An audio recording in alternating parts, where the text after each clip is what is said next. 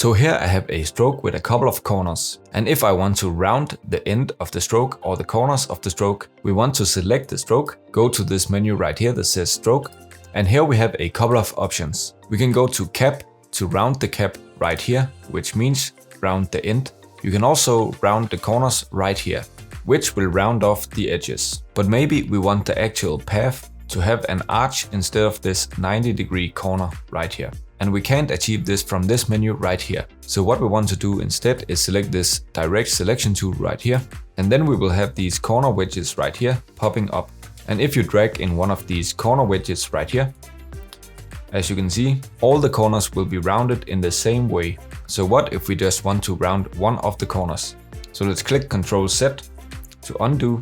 And if you look at the stroke right now, all these corners are selected as indicated by this blue square. So if you only want one corner to be selected, we can just select this single corner right here. And now this corner is the only one that is blue and the other ones are white inside.